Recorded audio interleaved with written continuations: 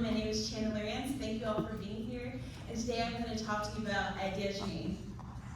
So we're all here because we love ideas. Whether we have them or not, everyone loves to hear new ideas, new innovations. But one of the biggest problems with innovations is knowing whether there's a market for your product.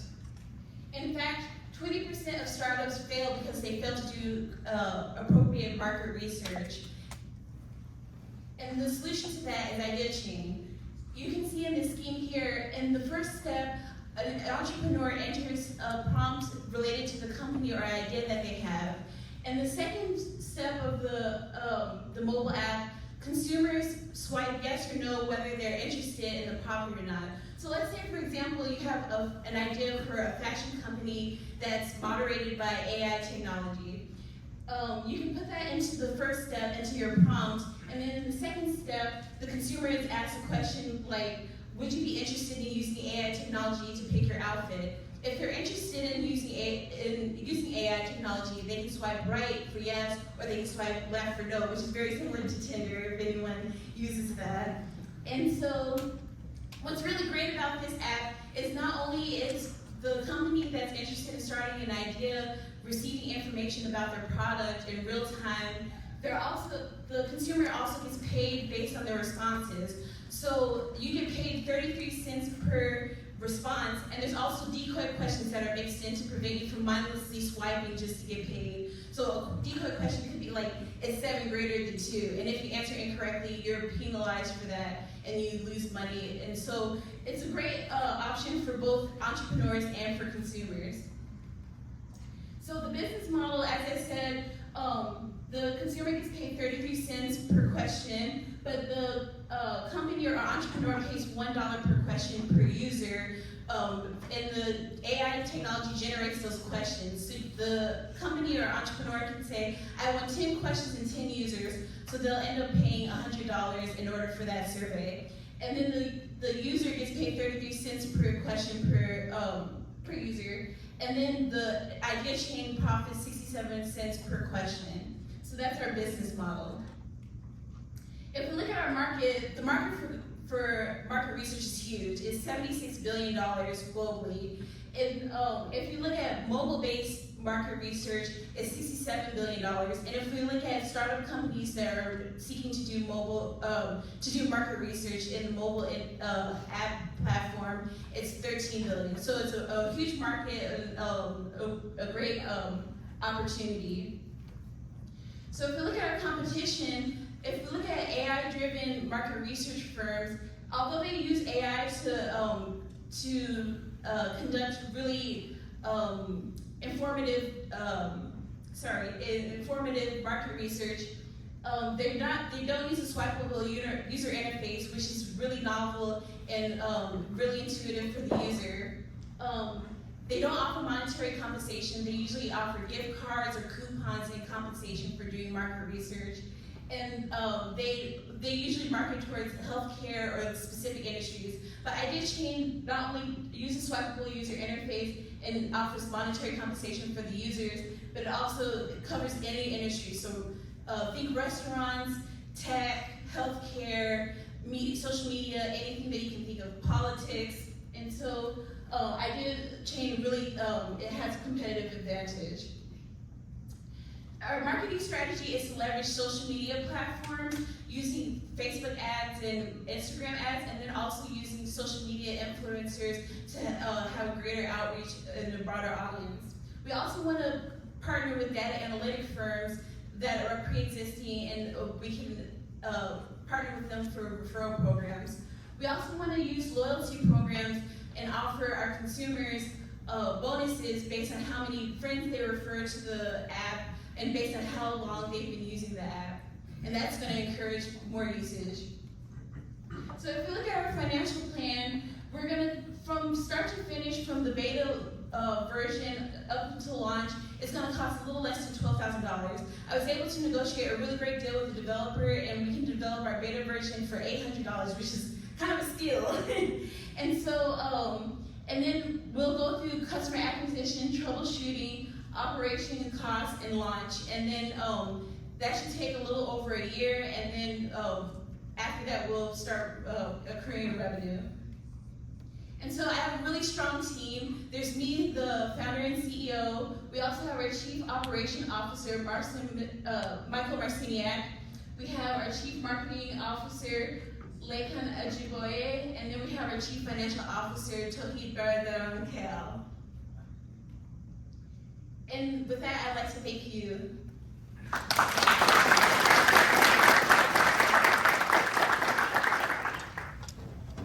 Hello everyone, I'm Saul Tucker, founder of Better You, where we help you become the best version of yourself. So what is the problem at hand? There was a poll done by CNN where they found that 90% of American adults believe that we are in a mental health crisis. As someone who personally struggled with his mental health, I found meditating, journaling, affirmations to be helpful. However, I was frustrated having to use so many different apps in order to cultivate these good habits, alongside the lack of personalization and community within these apps. And I talked to other people who were in the same boat as me, and they told me the same thing. That's why I decided to build Better You. Better You is an all-in-one app that helps you become the best version of yourself through the cultivation of good habits. Our approach includes meditation, journaling, affirmation, and habit tracking, all integrated into a holistic, easy-to-use app. Over here at Better You, we plan on building a community of people who prioritize self-improvement, mindfulness, and gratitude, and wish to inspire positive change in the world. At Better You, we are customer obsessed. We work from the customer backwards. I have done over 30 customer discovery interviews. I've put my prototype in front of customers, and they tell me they love it. On Better You, users can come on there, have their custom habits, whether they want to read more, maybe they want to go to the gym. They can cultivate mindfulness and gratitude through journaling and also meditation. And they have that community feature, which we like to call Tribe. So this is something customers are extremely interested about. This is a personal self-improvement coach powered by artificial intelligence. Matter of fact, when I was doing one of my customer discovery interviews, one of my customers, he told me, shut up and take my money. Needless to say, they're very excited about this. And this gives them personalized feedback and suggestions based on their goals and how they have interacted with our app. Moving on to our business model, we plan on using the freemium model, with our premium version being priced at $15.99 a month. And this is something I've talked to customers about, and they tell me they feel comfortable paying this much, or $150 annually. Other sources of revenue include ad revenue from the free version of the app, alongside with merchandise sold, specifically journals. And this is something one of our competitors, Day One, does. They sell physical journals with the user's entries. Expanding upon our competition, our competitors such as Calm, Headspace, Habitify, they only offer one thing, while we offer a one-stop shop that's personalized and leverages artificial intelligence and has that community aspect to it. Moving on to market size, our total addressable market is at $50 billion in market share. Our service attainable market is at $14.4 billion, and our service obtainable market is at $144 million. Marketing strategy, we will be leveraging social media to build a community of early adopters. And this is something I have experience doing. I have built my TikTok to 6,800 followers. I built a separate Instagram account to 13,200 followers. And we will also be strategically having an alliance, you may say, a partnership with self-improvement influencers to help onboard more customers. Matter of fact, those gentlemen right there I was talking to watched one of the self-improvement YouTubers. That was very interesting to see. And we will also run social media ads and standard search engine optimization on our website. Moving on to our org chart. So I am someone who's both technical and business oriented, and I'm currently hiring a Flutter developer out of Nepal to help me build product. I am building product right now alongside with talking to customers. And we also look forward to having design-focused people and marketing-focused people on our team. Our progress so far, as mentioned, I've done over 30 customer discovery interviews, and that ties into us being part of a pre-accelerator called Innovators of Progress, which is focused on customer discovery. It was actually started by a UMBC alum, Marcus Proctor. and building an online community around self-improvement, productivity, entrepreneurship. It's really been fun. In conclusion, our product is unique, product is technically feasible, we have the distributions to reach users, and we will be utilizing the CBIC funding to extend our runway and go to market. Thank you. So, hello everyone, my name is Gabriel Quinte, and I'm here with Scotty Collinson, and we will be presenting Amaron Home and Health. So, I'm going to start off with a little fact. 1 in 5 adults have sleep apnea. This means that approximately 10 people in this room have or will develop sleep apnea throughout their lives, and it could be you or a loved one. Now, why is this a problem? Well, sleep apnea is not something to just scoff at. If left untreated, it can be fatal. The machines used to treat sleep apnea are called CPAP machines, and simply put, they look like they belong in a hospital because, well, they're made for a hospital. They're bulky, bland, and just visually very unappealing, and they definitely do not look like they belong in an at-home environment. Because of this, CPAP users are suffering a lot of insecurity. Our CPAP user groups have reported hiding machines from friends and family, feeling ashamed for needing a CPAP machine, and they're even rearranging their bedroom to better accommodate the machine. CPAP users are even buying CPAP-specific nightstands. Yes, everyone, this is a real thing. They're spending hundreds of dollars to buy a nightstand that is specifically made to better hide the machine. So, how do we fix this problem? How do we fix this pain point for CPAP users? Our solution is fully customizable and personalized CPAP machines. Our covers will be covered on all sides except the bottom, meaning the user can quickly and easily slide the cover right over the machine. They will come in multiple colors, and they'll even include a 5x7 picture frame. Additionally, they include a little drawer where they can put the face mask and the tubing of the machine. Future iterations will include a foam board to go alongside the picture frame. We've already spoken to manufacturers to get price estimates, as well as we have a CAD design to begin 3D printing so we can start prototype testing, sending out products and getting customer feedback. So, the value. CPAP users no longer have to worry about the stigma about living with a CPAP machine. They no longer have to hide the machine from their loved ones, from their family. They no longer, they can decorate their bedrooms the way they want. And lastly, and most importantly, they're no longer constantly reminded that they live with this condition. This condition where every single time they walk into their bedroom, they see the machine just sticking out like a sore thumb. So, our market. There's about 60 to 70 million Americans with sleep apnea, and there's about 37 million Americans that are CPAP users. And according to Grandview Research, approximately 50% of those users are at-home users. And we believe that the at-home users best identify with our problem. Now, the competition and why we are better. So, the closest thing on the market right now is the 1995 ResMed face flap. And it's not a terrible product, but it lacks one thing: personalization, the way that our picture frame brings to the user. Additionally, it doesn't change the 3D feeling of the machine at all. As you can see, it literally just has one side of a cover and that's it. Another product is the Philips Bedside Organizer, which this is a product that is literally made for the user to put the machine and its parts into the bedside organizer and put it under the bed. Even on the website which they sell it, they literally recommend users to hide it under their bed once they put everything in the cover. More products include a $55 embroidery cover and a $40 dust cover. And again, these products, all they do is hide the actual problem instead of addressing it the way our CPAP covers do. And now I will be handing it over to Scotty to go over go-to-market strategies. Thank you. All right, so for our go-to-market strategies, as Gabe mentioned, we plan to utilize 3D printers for local manufacturing at first, at least. We actually had the opportunity to go to RPM Technology. We visited their warehouse and they showed us around. They specialize in prototyping, design, manufacturing, and then testing of the product as well.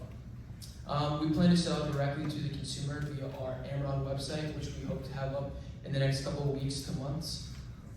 We're also planning on utilizing online retail channels like Amazon and Etsy, and we want to partner with sleep apnea machine providers. We think it'd be a great opportunity for us to sell the covers on the website, the same place where they purchased the machine, so you could buy the machine and the cover covered at the same time.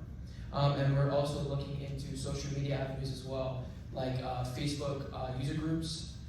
There are sleep apnea Facebook user groups that have over 100,000 members, so we're going to be using them for research and also pushing the product out there. In terms of financial aspects, manufacturers estimate the cover is going to cost anywhere from $5 to $7. We plan to sell it for $19.99. That would equate to a gross margin of about 75%, which would give us the ability to sell direct to consumer, but also retail, as Gabe mentioned previously.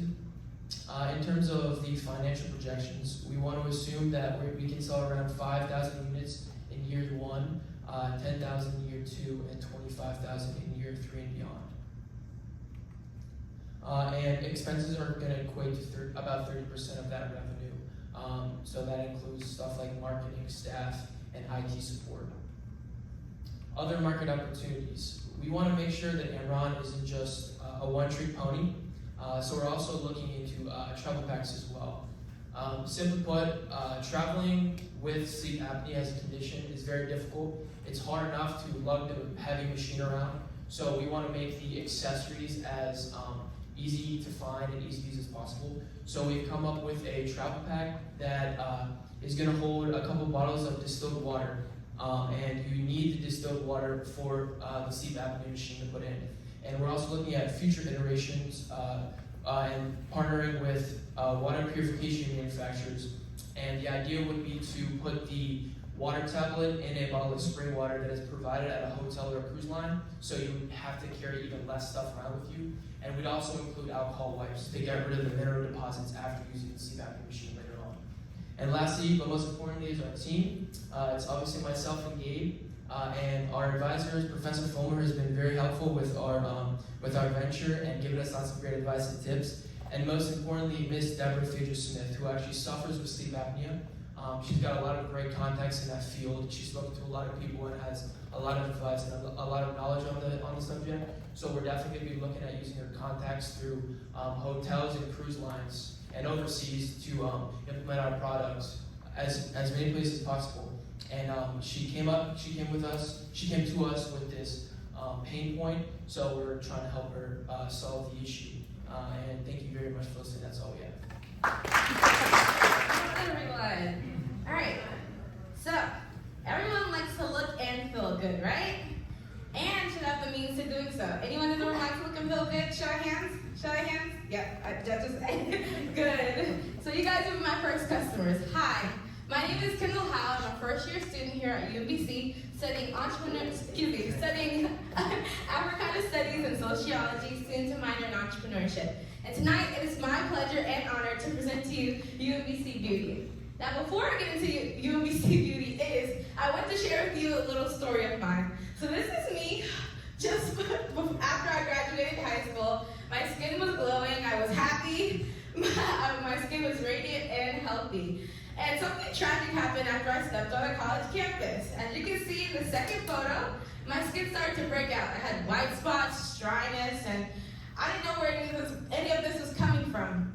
My self-esteem started to drop drastically. I didn't want to go outside. I didn't want to socialize. I didn't want to look at myself in the mirror. And the worst part about it was that I didn't even have the tools or the means to get to a beauty supply store to figure out what was wrong with my skin.